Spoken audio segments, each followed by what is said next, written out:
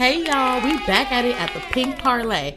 And first off, I would like to thank all of my supporters. The feedback I've been receiving has been amazing. The Pink Parley is currently up on Spotify, Apple Podcasts, Deezer, and so on. Oh, and YouTube. And I'm so happy for all the downloads, the hearts y'all been giving me. Y'all just don't know how that keeps me going. Seeing that I accomplished another like, another download is an amazing feeling for me. Considering I haven't been heavily marketing the show until I complete my promo shoot, lets me know that I gotta keep this realness coming at y'all. And luckily, y'all some of the first ones hearing this. Let me tell you about, oh my God, a couple days ago, right? I was at this hotel and there was a man that worked there, right? Now don't get me wrong. He was nobody I should be talking to, you feel me? But he had the little tattoos on his face, you feel me? Like a little thuggish, but looked like turned gentleman, or he was very gentleman-like with the way he approached me and everything. And so I decided to give this man my number. And we're texting back and forth a little bit. I'm getting to know him. And I just wanted to talk to him a little bit because I kind of wanted to get some money out of him, like straight off the rip. So I'm kind of like already in his pocket somewhat, just trying to see like, okay, are you just working at this job? Or, you know, he claimed to have a couple side hustles. So I'm like, okay, like, all right, like let's talk so that we can figure out what the fuck is up. Because I don't really like to waste my time. And I told him that straight up. Like, I don't like to waste my time. And I don't like to fuck for free. So what's up? So basically, you know, we're texting back and forth and he's at work. So I'm waiting for him to get off so we can have this little conversation. So I decided to pull up with my homegirl, smoke a blunt or whatever. And that's when he starts tripping. Like, oh, I wish we could have went further. And I'm like, that was, first of all, it's the first red flag. But I was like, huh? I was like, what the fuck just happened? Because wasn't we just cool? Like, what are you, like, I can't smoke a blunt with my homegirl. Like, he was already giving like insecure trust issues or whatever. So whatever, right? Anyways, I wasn't really feeling him no more. I was like, bro, you too stressful. So at that moment, that's when I was like, hey bro, I'm a prostitute. Like, I told him just straight up like that because I'm like, you too stressful. I thought we could be cool and just be friends or whatnot, but you too motherfucking stressful. Like, you just gotta pay me. Like, I don't even want no other connection with you or nothing. So he was like, he ain't that guy, whatever. I still decide, I don't know, he ended up sweet talking me a little bit and then started telling me what he's on. And yeah, he has a little bit of a past, but you know, the things that he's done to change. So I'm like, all right, bro, like, I'm gonna just pull up on you still, right? I don't know, maybe I was just a little bit horny and maybe I was just expecting the best. Who knows? I haven't really got no good D, like some really good ass D in a long time, y'all. Like, and you'll be surprised, like, because yes, I am a sex worker, but no, I feel like I just be getting teased all the time, man. Like, it take me a while to, you know, really get, you know, really come and shit. So I don't know, like, it's just, I just want some good sex. I thought maybe a hood nigga would just give me that good D and a little bit of money too, though. So whatever, he kind of like sweet talks me, butters me up a little bit, enough for me to pull up to his house. And the way he dropped his location was like so funny. Like, he was telling me he lived more in Inglewood, right? So I'm expecting, you know, like, I'm gonna be kind of in Inglewood. I pull up to the for fucking 60s, like rolling 60 crib hood in the heart of it, like on Crenshaw, right? So I'm like, I'm laughing. I'm like, oh my God, like, what the fuck am I doing over here anyway? So I'm parked or whatever, and he's like walking on the street or something. I don't even know if this man got a car at this point. Now I'm just like, do you even have a car, bro? Because you hella walking. And so he walks up to my car and I don't know that nigga like that, you feel me? I'm already, you know, in the 60s. I'm finding out that he's gang related and from there, like, I don't know this nigga like that. Like, I don't know, it just seemed like he went from nice gentleman to just looking like a janky ass rolling 60 crib nigga. So then I was just like, I cracked my window like, hello, how may I help you? But me, I'm just being sarcastic and I don't know the nigga like that. Like, I'm not about to hop out and give him no hug, nigga, I just fucking met you. So he like, you know what, fuck that cuh this, cuh that, cuh, it's cool, cuh. I'm like, damn, you crippin' hella hard. And honestly, it made me feel uncomfortable. And I'm just like, oh my God, let me get the fuck out of this ghetto-ness. So yeah, I smashed off. That was just such a waste of my time. And I just had to laugh. Like, I don't know what the fuck that was. Like, but like, that I gotta leave that shit alone. And this is exactly what leads me to today's topic. Why I think I'm gonna be single forever. I'll be sharing some of my dating stories and what has got me to a point of peace and serenity today. And once I decided to leave these toxic ass men alone. So sip your drink if you drink, roll up if you smoke, and if you live in a life of sobriety, then listen to this realness I'm finna give y'all, okay? Look, y'all, I used to be the most young, dumb, full of cum little bitch in town. Looking back, I really feel I was naive as fuck. and just would settle for anything. I was young, sex was new to me, and I was just trying to master my skills in the bedroom. So I had to pop this little coochie if I was gonna develop the skills and expertise that got these men's toes throwing up C's today. It was gonna take a little nice body count for me to get there. I was never taught etiquette, how to be ladylike, act ladylike, or nothing. The women in my life was real strong and thuggish, so I really never had it in me to be no dainty ass bitch. So I've been a real one. I cheated on my first boyfriend, second boyfriend, shit. I think all my boyfriends. Emotionally, I was never attached much to men, which led me to accidentally giving a few psychos this cat. And these motherfuckers wasn't trying to let nobody else hit this. When I was 18, I met my baby daddy at the Inglewood swap meet. Just a piece of advice, y'all. Don't be getting pregnant by no man you met at a swap meet. You should already know that shit not gonna go too well. And he was arguing with this little Asian t-shirt printing man. In LA, when a loved one passes, it's very normal to go to the swap meet and get your custom RIP shirts made. I was trying to buy me some tongue rings, but I'm so disgusted and annoyed by this man. He was just so obnoxious. He was the type of man that I silently say my prayers to in my head, like, please God, please don't let this man talk to me. He turns around, get a look at this fat ass, and asks me for my number, y'all. Damn! God didn't answer my prayers that time. And see, back then I was naive and nice. I used to give out my number like it was nothing. So I gave him my number with absolutely no attempt ever hanging out with this guy, let alone fuck him. Just know, y'all, consistency is the key, and to never give up, because as weird as my baby daddy was, he was definitely a consistent ass motherfucker. I would never text back, I'll hang up in his face and all that. So it was a Friday afternoon, and me and my friend sitting at my granny apartment. We both just staring at each other, bored, broke, with nothing else to do. Guess who called right on time? The little swap meet man, y'all. He had a room at the Days Inn, which was like the Four Seasons in my eyes at that time. And he was with this homie. They pulled up on us and we went to go turn up at the Days Inn. Now, as I'm sitting with this little man, I'm starting to see why this man is probably a little weird. This nigga got all the ecstasy and popping them bitches like Tic Tacs, which was very inviting for me because I was an ecstasy addict at the time. So I was very happy to discover that me and this man loved the same drugs of choice, ecstasy and weed. The little man had a nice little bankroll, about $1,000 in pocket, which I didn't realize that was his all, but I thought he was a little hustler. Found out he was hood, and I can't even say I liked him then, but when my pill would kick in, the little man started looking real fine to me. He stopped being irritating, and I felt this connection. His mama was a crackhead, and my heart just melted. I was telling him about my mom, and before you knew it, he had me in the shower, and my homegirl was off her first thizzle and was fucking his homie in the room. I don't know what I did to this little man, but he didn't go anywhere. Shit, he ended up fucking my homegirl too, and I gave him his first threesome. He was in love with my nasty ass, and he was making sure nobody could have me. Shortly after, that's when he first started putting his hands on me, and I was shocked, but I told him to never do that shit again, and he would always do this little weird crybaby ass shit he would do because he be feeling bad, but he's evil as fuck. So whatever, I forgave him, and now I'm homeless with nowhere to really go, but all I had was him. And once he spent all his money on hotel rooms, we was on the streets. We would sleep wherever we could, his homie's house, an abandoned house. We would break into nice hotel rooms close to checkout time just to take a shower. And at the last resort, if all those options failed, we would sleep at his mama's roach-infested crack party ass apartment. I remember first meeting his mom. She was one of them fat crackheads, and she would do anything for that dope. She had this oversized red shirt with what appeared to be dry cum dripping down the breast area of her shirt, and some oversized basketball shorts. She walked with a limp and her mouth rolled as she talked.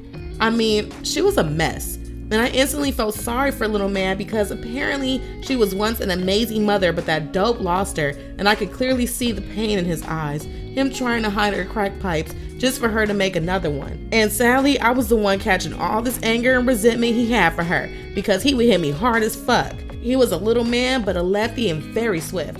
However, I ain't letting no man put hands on me, so when I had the energy, I was definitely getting his ass back. But sometimes I'll be so tired of fighting, I'll just let him hit me, and I'll give him that sad little puppy ass look that would just make him feel bad, and he'll just cry and leave me alone. He has got to be one of the most emotional, crybaby ass men I ever met.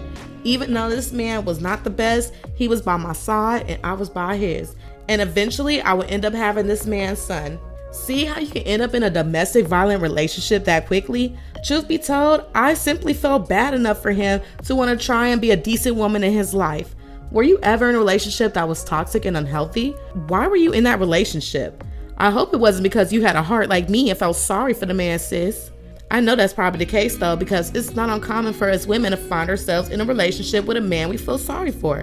Perhaps we settle for a guy because he's down on his luck and we feel we can help. Or maybe he's an addict of some sort and you feel sorry for him because maybe he's only using because of the life he lived and all he wanted is love and you're here. You're being sucked into this story. Or maybe he has mental health issues.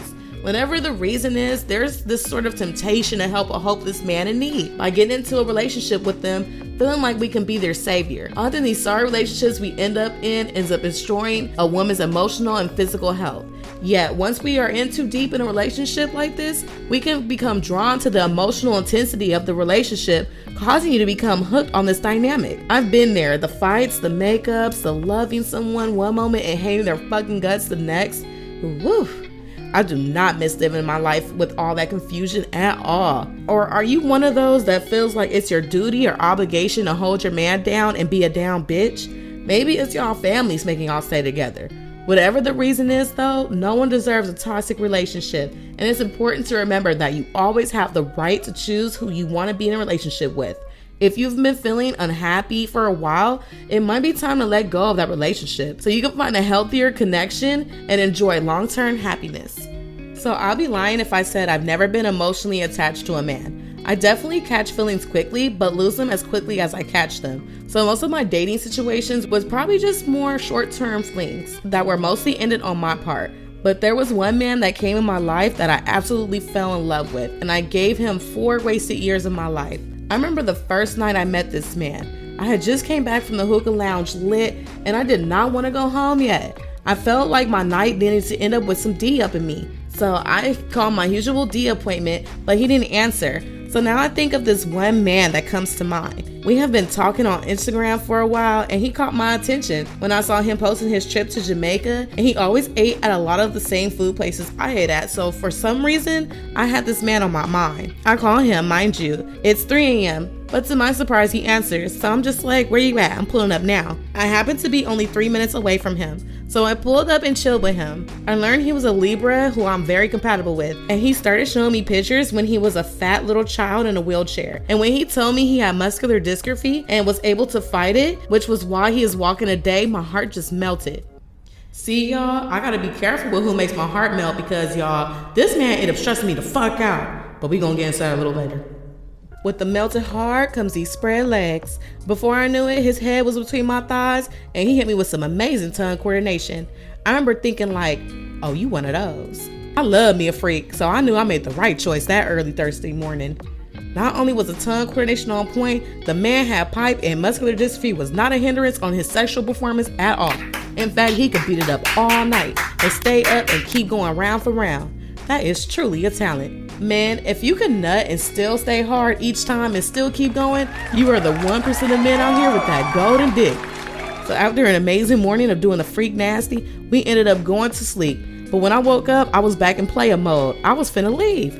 I started getting dressed, getting ready to go, and this man asked me to be his girlfriend. I had to think. Really, I was thinking of all the niggas that I was fucking that was gonna be mad about this. But fuck it, I said yes. Before you know it, I was moving in with him and in love. The first red flag for me with this man is that he drove a Prius. Now back then, I was more hood, rougher around the edges, and was more used to the hood type black man who wouldn't be caught dead driving a Prius. I mean, if a hood nigga in a Prius, he probably up to something. But the second red flag correlates to the first one. He had a gay friend. Now, I'm not ignorant, y'all, I swear. I'm not ignorant, okay? But just hear me out, because no, just because a man drives a Prius and he has a gay best friend does not mean he's gay. But this motherfucker was, though. The third red flag was this man had no job, but he seemed to be very self-sufficient. He had his own studio apartment in Inglewood, a Prius, and some weed. So he did get a social security check for him having muscular dystrophy, and he wasn't on low income Section 8. So I knew immediately he had money coming from elsewhere because he would have some cash on him. And he would claim he would get it from dropping his relatives off at the airport. But the shit just never added up to me. Like, he lived less than 5 minutes from that motherfucker. Ain't no black family that damn generous to give you no stacks like that. We had our first little argument shortly after in regards to his appointment. And he said something like, "You need to respect me." I said, "Well, it's hard to respect a nigga with no job." And like that, he got himself a job the next day and he was working. So he had very expandable means of income that I never had to question him about money again. And like that, he got himself a job the next day and he was working. I don't know if it's just me, but I have very realistic dreams that pretty much tells me the future or tells me when something shady is going on. My dreams, he put me on to a lot of shit for real. I kept having these dreams about this man's phone. Now, I've never been the type to go through phones at all, but I kept having this dream multiple times of me going through this man's phone and finding out a lot of shit. So at this point in our relationship, we probably 3 months in and inseparable. We so corny and in love, we both have the codes to each other's phone. I have this damn dream about this phone again, and this time it wakes me up in the middle of the night and his phone is laying right by me, and I snatched it and took it in the bathroom and locked the door. Do you know this man ended up waking up and damn near tore his door down? Red flag. But it was too late. I was in that phone and it was in like my intuition knew exactly where to go. So I opened up his tag app, and the messages and the level of thirstiness I saw in the DMs were shocking. Not only was he contacting probably hundreds of girls saying shit like, "Hey, can I eat your pussy?" He also had a few trans women in there, and I knew they were trans because their display name said it. And there was also a nigga with a do-rag in there too. With him though, the dude said, "Let me suck your dick," and my boyfriend gonna say, "How much you got?" As disgusting as that one was, I did slightly appreciate the hustle in that one. But the other ones was just so thirsty and devastating, I was heartbroken. I came out the bathroom and fucked that nigga up. I'm talking, I dragged him across his own apartment. As a punishment to him, when he went to work, I took a Sharpie marker and I went to work. I wrote in big, huge writing with all of my heart and devastation and anger. And I wrote these messages everywhere. Every last wall, every last floor, the toilet, the bathroom, the counters, the blinds even had writing. And just like that, I was done. I figured I can't be with no man that's in the closet. Wrong. Still went back to him. I just loved him so much. When I say this man was something like a soulmate to me, he just was. Don't be like me and ignore the red flags of your man being in the closet. Being in the closet means that a man has not come out to his friends, family, or society as a whole that he is gay. I knew something was off about this man the second day I was with him. My intuition wouldn't trust him around my son, and I'm happy for that.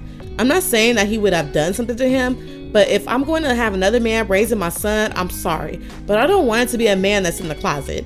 But by the time it was in my face that he was bi-curious, I already was in too deep emotionally just to leave him. Ignoring this in the closet shit led to some very violent arguments, which is gonna have to wait for another show because child.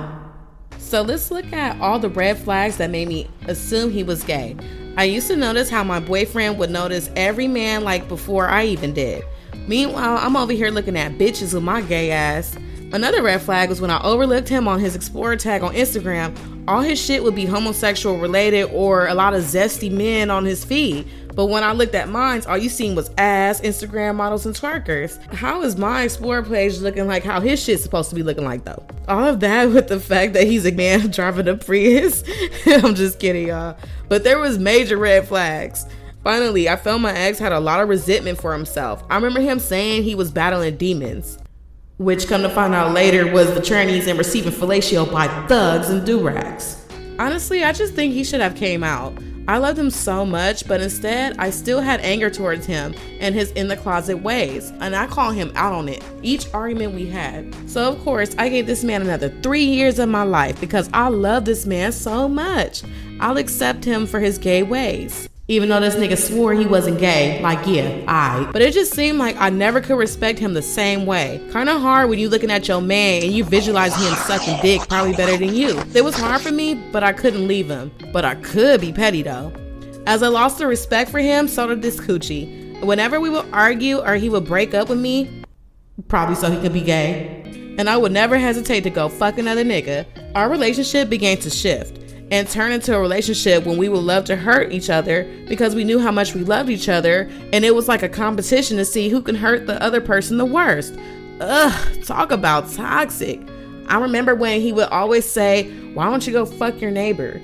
My neighbor was a tall, had a slim athletic build, and was fine as fuck. Was he my type physically? Yes. He was finer than my nigga for sure.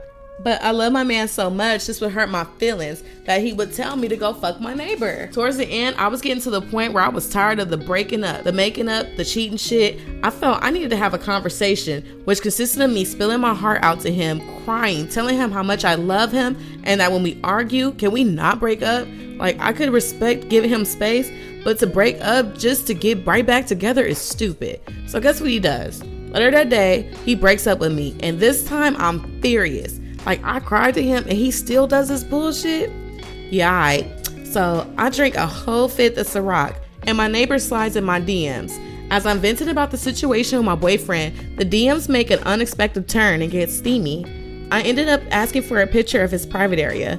Look, y'all, when I tell you this man had about 13 inches of dick hanging damn near to his knees, on soft, like, I couldn't believe it. Like, how could a man carry that much dick? I didn't believe it was real, so I had him come over immediately. That was the wrong choice, but I'm gonna get into that in a little bit. It was real, y'all. So when he pulled it out, I wanted to devour it, but his weird ass was like, I don't like it. So I was like, huh?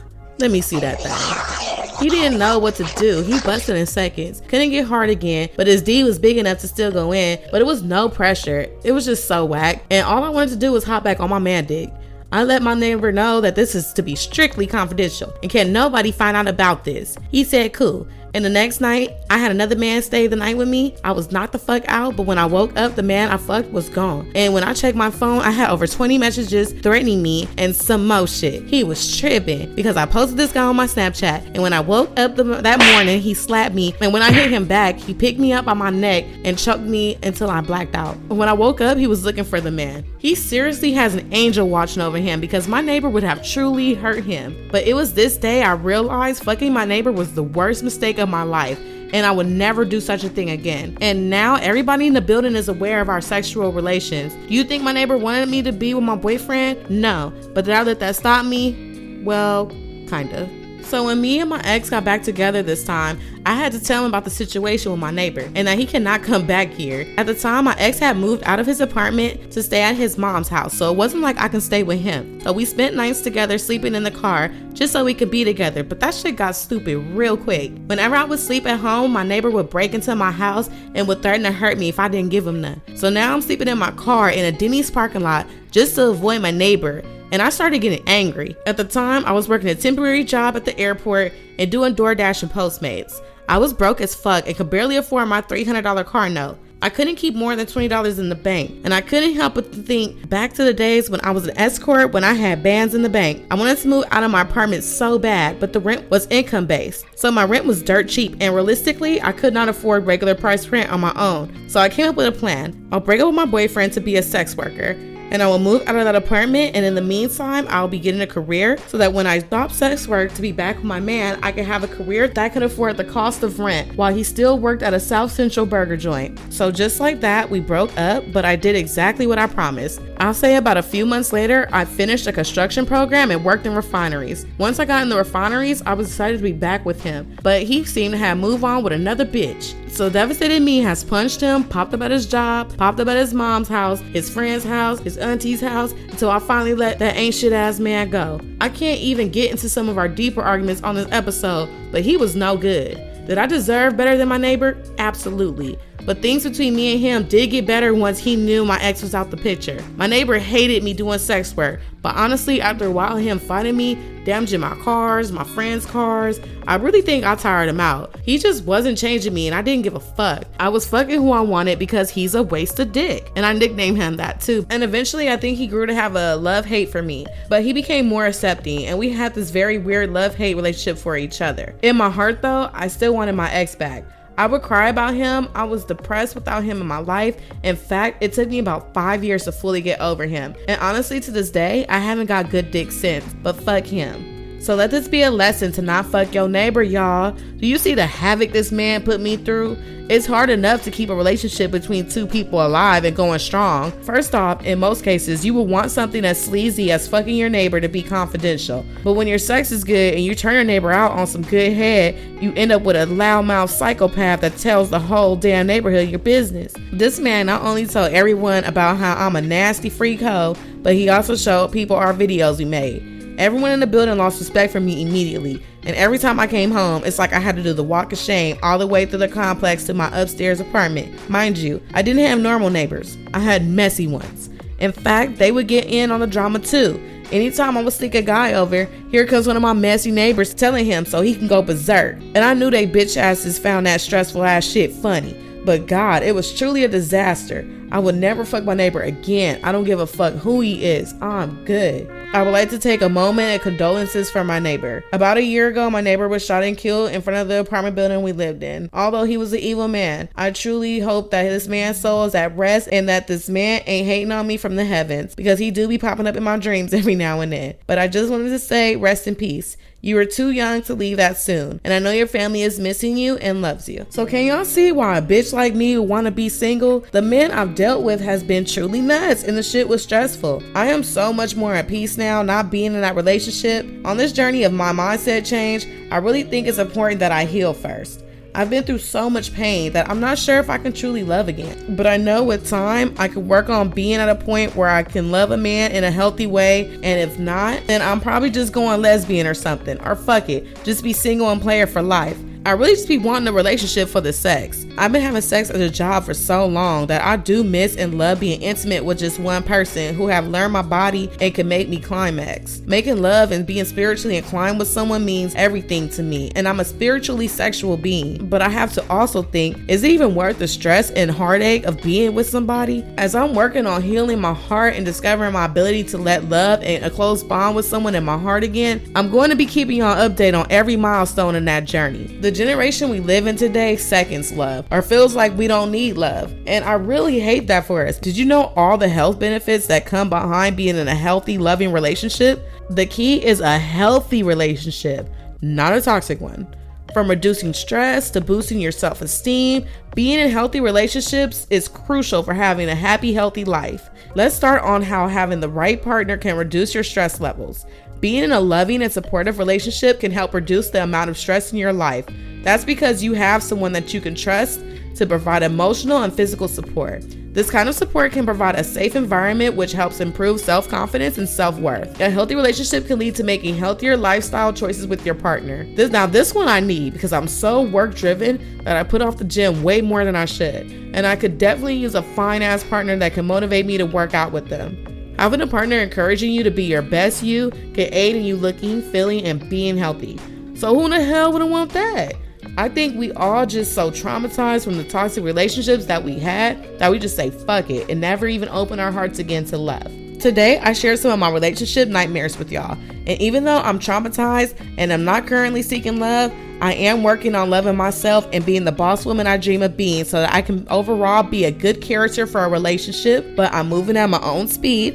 And when I'm ready, I'm no longer allowing psychopaths to force more out of me than what it really was. First off, don't ever feel sorry for a man who has mom issues and takes it out on you. Sure, it can be heartbreaking to see him struggle and you may want to help him. But girl, let that man deal with his own problems. And if you want to really help him, advise him to seek professional help or counseling and save yourself from that self-destroying toxicity. Another important thing is to never ignore the queer flags. Pay attention to what he's saying, how he acts, and it will have you getting to the bottom of his in the closetness if he is in there. If a man cannot be open and honest with himself and his sexuality, what makes you think he's going to be open and honest with you? And all that's going to end up doing is just making the relationship fall apart. And finally, an affair with your neighbor?